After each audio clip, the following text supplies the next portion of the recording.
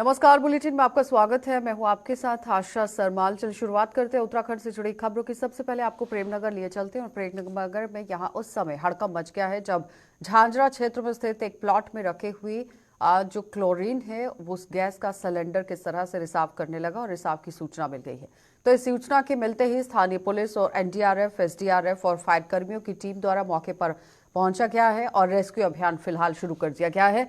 स्थानीय लोगों को सुरक्षित स्थानों पर पहुंचाया गया है। एसएसपी देहरादून अजय सिंह द्वारा यहां स्वयं मौके पर जाकर राहत का पूरी तरह से बचाव कार्यों का जायजा लिया है और उपस्थित अधिकारियों को आवश्यक दिशा निर्देश भी जारी कर दिए गए। तो फिलहाल साफ तस्वीरें आपके सामने, जहां से आप देखिए किस तरह से गैस रिसाव की खबरें सामने आई थी, लेकिन फिलहाल मौके पर दस्ता जो है वो पहुंच गया है और मुकम्मल तरीके से काम करने की कोशिश की जा रही है, क्योंकि गैस के रिसाव के कारण काफी परेशानियां लोगों को हो सकती थी।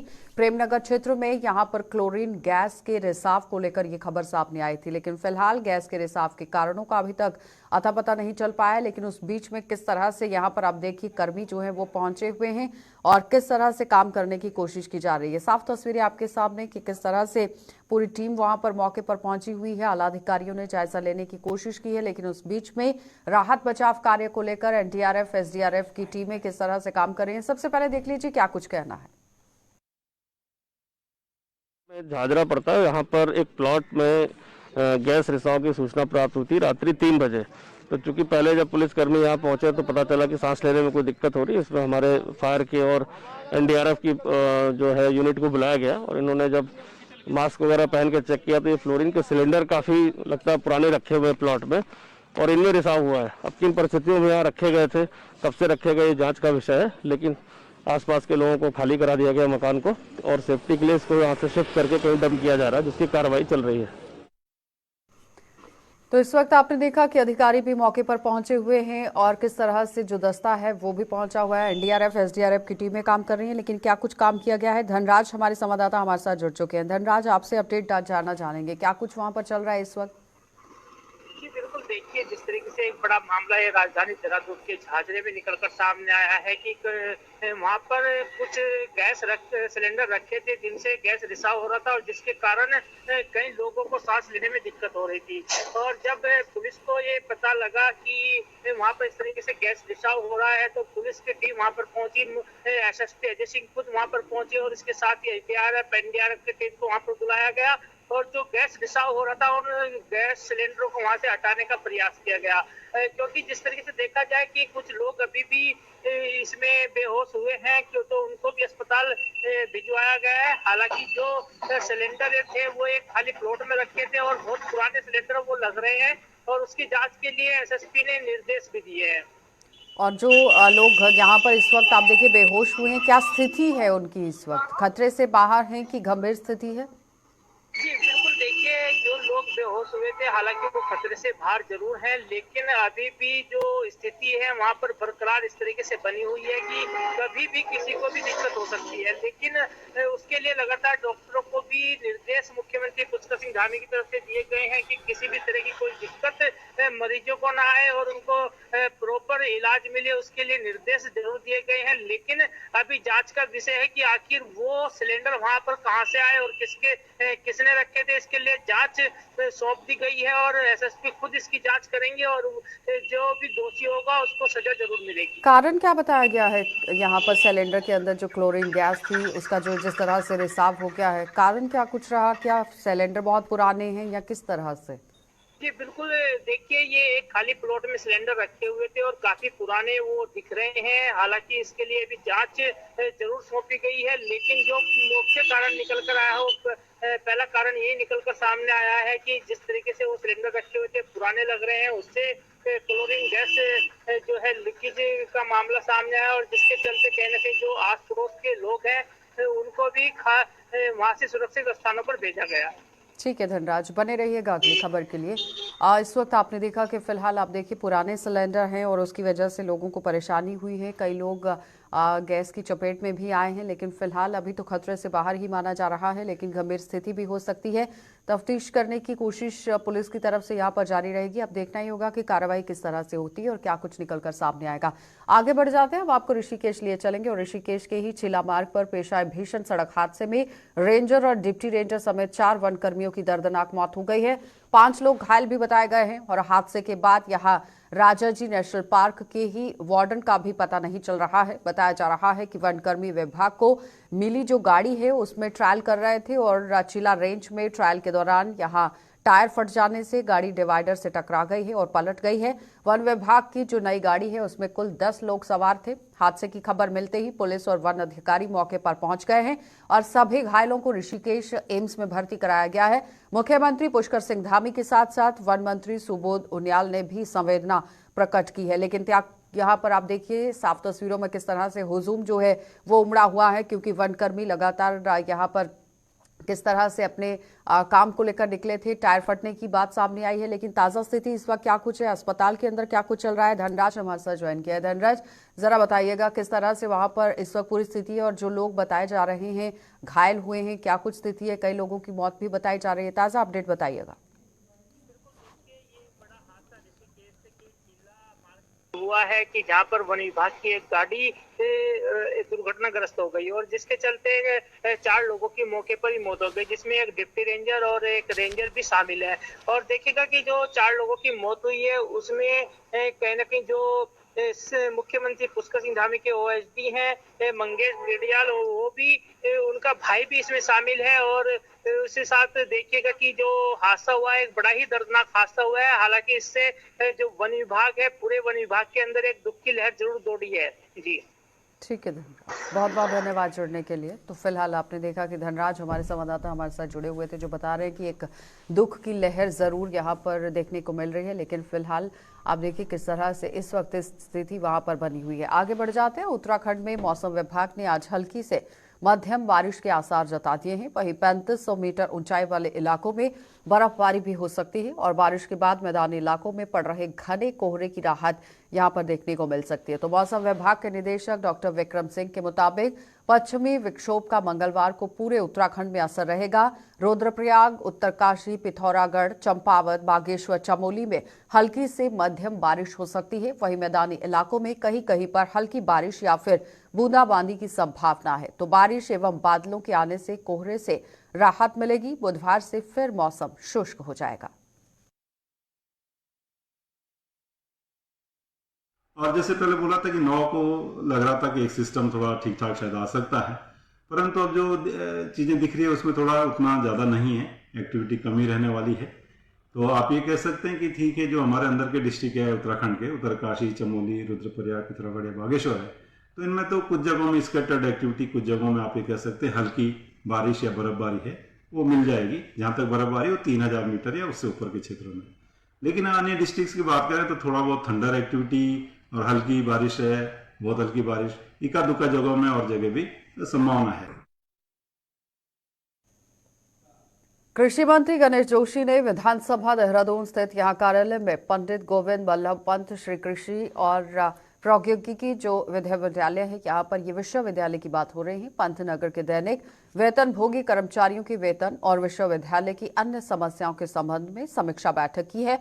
और बैठक में मंत्री ने कहा कि श्रम विभाग के ही नियमानुसार सरकारी उपक्रमों में कार्यरत श्रमिकों को दिए जाने वाले दैनिक वेतन के यहाँ सापेक्ष जेबी पंत विश्वविद्यालय में कार्यरत श्रमिकों का जो वेतन है वो यहाँ पर दैनिक वेतन कम है, जिसकी हर 5 वर्षों में समीक्षा की जाती है। तो मंत्रियों ने यहाँ पर किस तरह से बात कही है, तो मंत्री ने अधिकारियों को निर्देशित करते हुए कहा कि जल्द से जल्द वेतन से संबंधित में समीक्षा यहाँ पर होगी और जल्द से जल्द की भी जाए, जिससे श्रमिकों को राहत मिल सके। कृषि मंत्री ने पंडित गोविंद बल्लभ पंत कृषि एवं प्रौद्योगिकी विश्वविद्यालय की रखरखाव के लिए मांग की गई राशि, जो कि धनराशि है, इससे संबंध में अधिकारियों को भी प्रस्ताव तैयार करने के लिए निर्देश दे दिए हैं। और साथ ही मंत्री ने कहा कि दैनिक वेतनभोगी कर्मियों के संबंध में गठित कमेटी का रुख सकारात्मक है और इस पर जल्द ही समाधान निकाला जाए।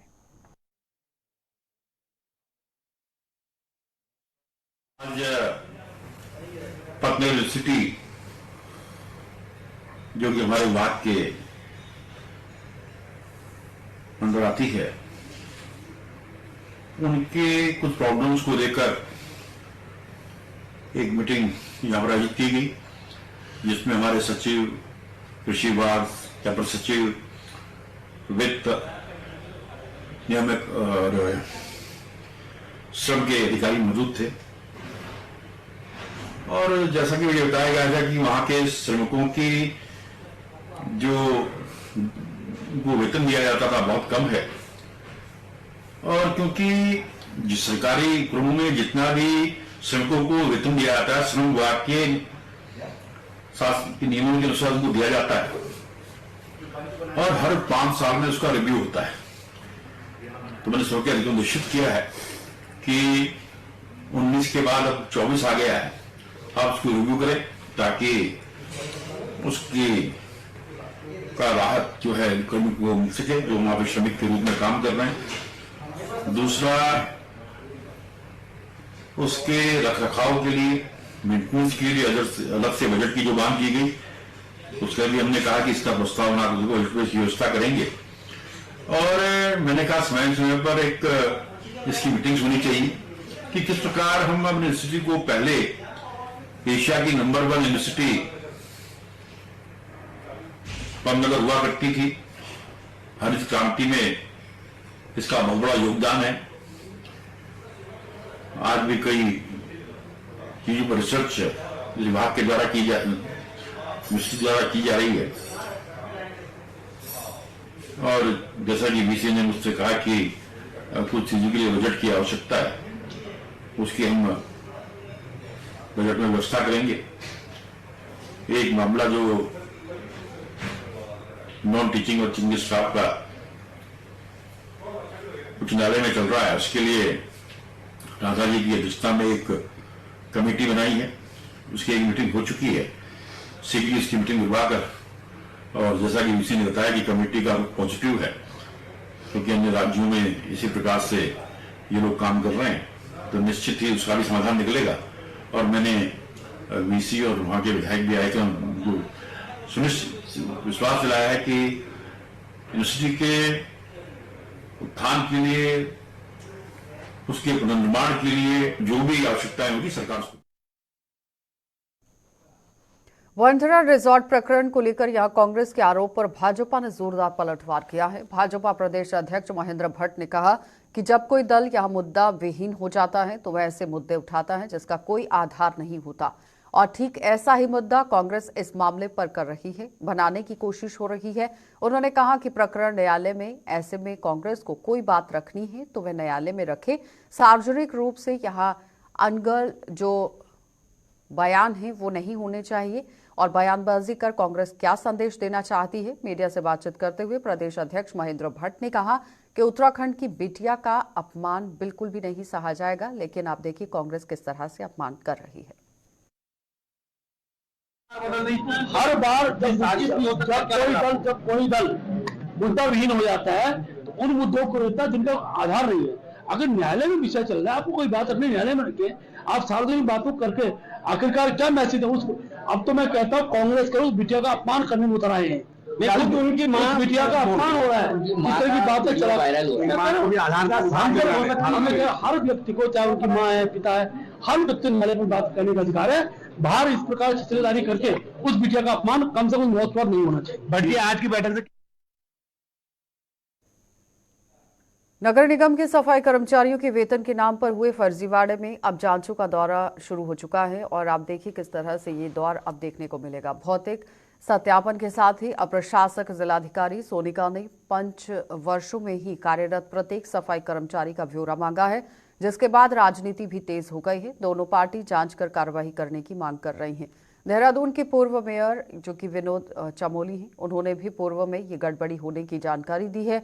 करीब यहाँ आप देखिए 60 लाख का घोटाला जिसमें बताया गया है सामने आया था, लेकिन जांच को आगे नहीं बढ़ाया गया, और इस बार फिर से भर्तियों में घोटाला सामने आया है। पूर्व मेयर ने कहा कि अगर स्वच्छता समितियों में जो घोटाले हुए हैं उसकी जांच होती तो इसमें कई अधिकारियों, पार्षदों और कोषाध्यक्ष की संलिप्तता पाई जाती, और इसके बाद अब कर्मचारियों का भौतिक जो सत्यापन है फिर से किया जा रहा है। वहीं कांग्रेस ने राज्य सरकार और निगम पर भी किस तरह से आरोप लगा दिए, नगर निगम को लिप्त इसमें बताया है और जल्द जांच करके उचित कार्रवाई करने की भी मांग की। निश्चित तौर पर जांच का विषय है, मैंने पहले भी कहा है, आज फिर कह रहा हूं, क्योंकि मुझे ध्यान में है मेरे कार्यकाल में जब मैं वहां पर एज ए मेयर गया था तो उस समय स्वच्छता समितियों को लेकर मैंने एक जांच बिठाई थी और उस समय भी 60 लाख से अधिक का घोटाला उसमें निकला था। बाद में शासन को भेजा था, शासन में उसमें निर्णय नहीं हो पाए, लेकिन कोई ना कोई झोल रहता है और उसी के कारण मैंने एक व्यवस्था बनाई थी। मैंने जो समितियों का पैसा, जो स्वच्छता कर्मियों का पैसा समितियों के माध्यम से जाता था, मैंने बैंक में सबके अकाउंट खुलवाया और बैंक के माध्यम से ही सबको डायरेक्ट भुगतान की व्यवस्था बनाई थी। अब वो व्यवस्था मेरे आने के बाद फिर ध्वस्त कर दी गई और जो नए लोग स्वच्छता समितियों में लगाए उनको डायरेक्ट पैसा जाने लगा, तो उसके कारण ये सब दिक्कतें खड़ी हुई है। तो निश्चित जांच का विषय, अगर कहीं कोई कमी निकलती है तो अधिकारी दंडित होनी चाहिए। उसमें किसने क्या किया है ये मेरा सब्जेक्ट नहीं है। मेरा सब्जेक्ट इतना है कि ये सब व्यवस्था देखने के लिए वहाँ अधिकारियों की लंबी चौड़ी फौज है, बहुत बड़ा इंफ्रास्ट्रक्चर है नगर निगम में अधिकारियों का। तो वो अधिकारी क्या कर रहे थे, पहली जिम्मेदारी तो उनकी बनती है कि सही काम हो, पैसे को दुरुपयोग ना हो, कोई घोटाला ना हो। और अगर आज जांच होगी तो निश्चित तौर पर कई सारे अधिकारी उसकी लपेट में आएंगे और उनको दंडित किया भी जाना चाहिए, मेरा ऐसा मानना है। शर्म आनी चाहिए भारतीय जनता पार्टी की। कैसा चाल चरित्र, चेहरा और कैसी संस्कृति है। जहां जहां इसके लोग बैठे वहां वहां फर्जीवाड़ा सामने आ रहा है। प्रतिदिन लाखों का और अभी तक करोड़ों का फर्जीवाड़ा सामने आ गया है। जब से प्रशासनिक अमला वहां बैठा है, नगर निगम का कार्यकाल समाप्त हुआ है, तब से कोई दिन ऐसा नहीं बीता है जब समाचार पत्रों में नगर निगम देहरादून के फर्जीवाड़े और वहां जो लोग हाजिर नहीं हैं उनकी अटेंडेंस लगाई जा रही है, वहां किस तरह से पैसों की बंदरबांट हुई है, वहां किस तरह से मशीन खरीद में घोटाले हुए हैं। ऐसे लाखों के घोटाले प्रतिदिन के हिसाब से, और अभी तक लगभग 1 महीना बीत गया है। 1 महीने में तो करोड़ों के घोटाले वहां सामने आए हैं। और अब समझ में आ रहा है कि महापौर सुनील उनियाल गामा के 5 साल के अंदर जो संपत्ति है वो 20 गुना कैसे। तो देश में होने वाले लोकसभा चुनाव को लेकर सभी पार्टियों ने अपनी कमर कस ली है। जहां उत्तराखंड भाजपा में लगातार बैठकों का दौर चालू है, तो वहीं अब कांग्रेस ने 5 लोकसभा सीटों पर अपने क्षेत्रवार यहां कोऑर्डिनेटरों की नियुक्ति कर दी है। कांग्रेस ने टिहरी से मंत्री प्रसाद मैथानी, पौड़ी गढ़वाल से विक्रम नेगी, अल्मोड़ा संसदीय सीट पर डॉक्टर जीत सिंह, नैनीताल और उधम सिंह नगर सीट पर गोविंद सिंह कुंजवाल और हरिद्वार संसदीय क्षेत्र से गणेश गोदियाल को कोऑर्डिनेटर नियुक्त किया है। भाजपा के प्रदेश प्रवक्ता वीरेंद्र बिष्ट ने कांग्रेस द्वारा कोऑर्डिनेटर नियुक्त करने पर तंज कसते हुए कहा कि कांग्रेस अब चुनावी मोड में नजर आ रही है और चुनावी मूड उसका देखने को मिल रहा है। इससे पहले उसकी कोई भी संगठनात्मक जो गतिविधि है वो नहीं दिखाई दे रही थी। कांग्रेस जो काम अब कर रही है, भाजपा वह काम पहले से कर चुकी है। साथ ही प्रदेश प्रवक्ता ने दावा किया है कि भारतीय जनता पार्टी 5 लोकसभा सीटों पर जीत हासिल करेगी। भारतीय जनता पार्टी लोकसभा चुनाव को लेकर बहुत तैयारी के साथ में लगी हुई है। हम सबसे मजबूत और प्रभावशाली दल के रूप में काम कर रहे हैं। बूथ स्तर पर हमारे कार्यकर्ता लगातार संपर्क और संवाद कर रहे हैं। जहां तक कांग्रेस पार्टी का सवाल है, कांग्रेस अब चुनावी मोड में दिखाई दे रही है। इससे पहले कहीं भी उसका संगठनात्मक रूप से कोई गतिविधियां नहीं दिखाई दे रही थी। अब मालूम चला है कि उन्होंने लोकसभा में अपने 5 पर्यवेक्षक नियुक्त किए हैं। ठीक है, संगठनात्मक दृष्टि से ये काम सभी को करने होते हैं। कांग्रेस अब कर रही है, हम इन कामों को बहुत पूर्व में कर चुके हैं और हम ही भारतीय जनता पार्टी के कार्यकर्ता के रूप में पूरे प्रांत में जनता के बीच में लगातार सरकार की योजनाओं को पहुंचाने का काम कर रहे हैं और भारतीय जनता पार्टी इन 5 लोकसभा सीटों पर जीत। देहरादून में स्मार्ट सिटी के कार्यों के चलते अगले 2 महीने रूट डायवर्ट रहेगा। एसएसपी देहरादून अजय सिंह ने बताया कि स्मार्ट सिटी परियोजना के अंतर्गत यहां अग्रवाल धर्मशाला से लेकर भंडारी बाग तक लगभग 1.5 किलोमीटर की परिधि में देहरादून स्मार्ट सिटी लिमिटेड द्वारा ड्रेनेज और सिवर लाइन बिछाए जाने का काम किया जाएगा, जिसके चलते इस मार्ग पर वाहनों की आवाजाही बाधित रहेगी और यातायात का दबाव बन सकता है। इसको देखते हुए दून पुलिस ने प्रिंस चौक से सहारनपुर चौक की ओर जाने वाले वाहनों को सहारनपुर चौक से पहले शमशान घाट वाली गली की ओर डाइवर्ट कर दिया है और एसएसपी ने वाहन चालकों के अनुरोध के साथ भी काम करने की कोशिश की है, यानी जो वाहन चालक है उनसे अनुरोध किया गया है कि इस रास्ते का प्रयोग न करते हुए अन्य लिंक मार्गों का प्रयोग करें। कुछ कार्य हैं जो अभी नेशनल समिट के कारण कुछ समय के लिए होल्ड थे, क्योंकि डेवलपमेंट के बहुत जरूरी काम होने, चाहे वो अंडरलाइन सीवर लाइन का हो, चाहे वाटर लाइन का हो, और उसको देखते हुए क्योंकि अभी लीन सीजन है, अभी कोई टूरिस्ट का सीजन नहीं है, और तो उसको देखते हुए अभी 1.5 से 2 माह ये काम चलेगा, जो सहारनपुर चौक से प्रिंस चौक और अन्य स्थानों पर खुदाई का काम चलेगा। तो जनता से इसमें अपील भी है कि इस रूट को तभी लें जब वो इस रूट पर वो लगता है कि बहुत अति आवश्यक काम है, तो इस रूट से अन्य रूट से डाइवर्ट हो जाए। इस संबंध में विस्तृत आदेश भी पब्लिक को इसमें दे दी जाएंगे। वैसे कोशिश की जा रही है कि रात में देर रात्रि से प्रातः तक कार्य किया जाए, जिससे कि कम से कम असुविधा हो, लेकिन चूंकि विकास के कार्य है उसको भी होना बहुत जरूरी, वो भी बहुत जरूरी है। तो उसको देखते हुए सामंजस्य विभागों के साथ बनाया गया कि कम से कम जनता को असुविधा हो। रिलायंस ज्वेलरी शोरूम में हुई डकैती प्रकरण में दून पुलिस को बड़ी कामयाबी हाथ लगी है। पुलिस ने इस घटना को अंजाम देने वाले मास्टरमाइंड को पटना के बेउर थाना क्षेत्र से गिरफ्तार कर लिया है। आरोपी की पहचान शशांक के रूप में की गई। एसएसपी देहरादून अजय सिंह के अनुसार आरोपी शशांक ने यहां बेउर जेल से ही पूरी डकैती की घटना की साजिश रची थी। घटना में शामिल अभियुक्तों को घटना से पूर्व वाहन, असले और अन्य सामान उपलब्ध करवाया था। चूंकि यहां पुलिस को इस घटना में और भी लोगों के शामिल होने की आशंका है, इसलिए शशांक को 3 दिन की ट्रांजिट रिमांड पर देहरादून लाया जा रहा है, जहां आरोपी से आगे की पूछताछ की जाएगी। जो ज्वेलरी शॉप में जो डकैती की घटना हुई थी, इसमें पुलिस द्वारा जब विभिन्न प्रांतों से और ऐसी घटनाओं की जानकारी मिली तो सभी साक्ष्यों की कड़ियों को जोड़ा गया और एक गैंग चिन्हित हुआ, जो पता चला कि कहीं जेल के अंदर से ऑपरेट कर रहा था और साथ ही साथ नए नए लड़कों को वारदातों के लिए भेजता था। इसमें अब तक कुल 10 लोग जो डायरेक्ट जो घटना में शामिल थे, साथ ही साथ इसमें कुछ ऐसे लोग थे जो षड्यंत्र में शामिल थे। कुछ लोगों द्वारा गाड़ियों को मुहैया कराया गया था, कुछ लोग द्वारा पैसे का ट्रांजैक्शन करके गैंग को मदद की गई थी।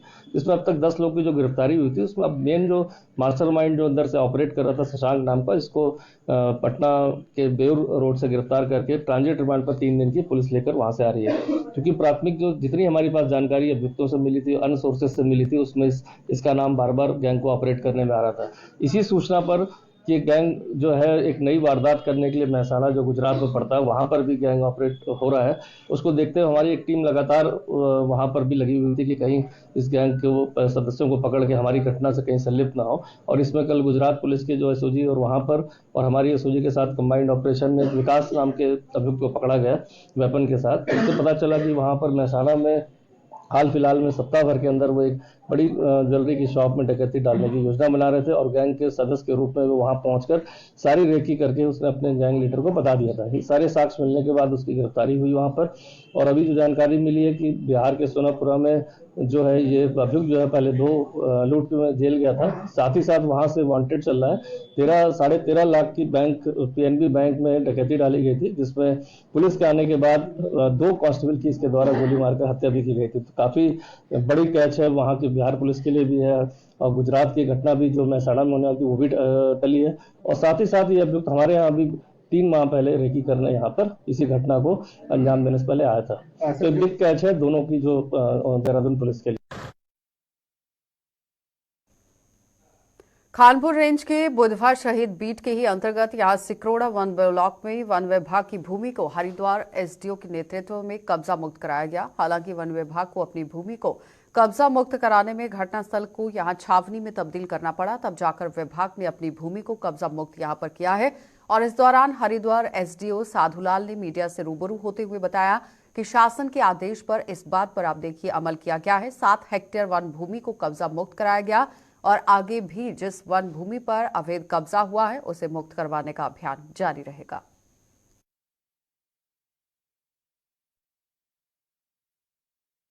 हरिद्वार वन प्रभाग के अंतर्गत खानपुर रेंज के बुधवार शहीद बीट के अंतर्गत जो है सिकरोड़ा वन ब्लॉक में कई वर्षों से अतिक्रमण चला आ रहा था। तो इस अतिक्रमण को हटाने के लिए आज हमारे माध्यम से कार्रवाई की जा रही है। समस्त वन विभाग की टीम यहाँ पर हमारी मौजूद है और इसमें हमने लगभग 7 हेक्टेयर जो वन भूमि है उसको हमने जो है खाली करवा दिया है। और हमारा इसमें ये प्लान है कि आने वाले समय में जो उच्च अधिकारियों द्वारा दिए जो निर्देश हैं उसके अनुसार हम लोग यहाँ पे वानिकी कार्य या जो भी हमारे अधिकारी हमको निर्देशित करते हैं उस तरह के कार्य हम लोग यहाँ पर करेंगे। सिकरोड़ा गांव के आसपास जो है वास्तव में काफ़ी जगह जो है इस तरह के अतिक्रमण की बातें बार बार आती है, लेकिन वो सर्वे ऑफ इंडिया द्वारा जो है उत्तराखंड सरकार द्वारा जो है सर्वे ऑफ इंडिया को जो है नॉमिनेट किया गया वहाँ पे जो सर्वे करने के लिए। जब सर्वे ऑफ इंडिया वहाँ पर जो है सर्वे करेगा उसके बाद जो है स्थिति स्पष्ट हो पाएगी। अभी इस तरह का आंकड़े हमारे पास इस तरह के क्लियर आंकड़े नहीं है, लेकिन यह है कि वहाँ पर एक प्रकरण बहुत पहले से चला आ रहा है और उसमें क्योंकि जो अतिक्रमणकारी है वो कुछ और आंकड़े बताता है, हमारे वन विभाग वाले हम लोग कुछ और आंकड़े बताते हैं, लेकिन जब सर्वे ऑफ इंडिया द्वारा जो है यदि सर्वे पूरा होगा तब ये बात स्पष्ट हो पाएगी।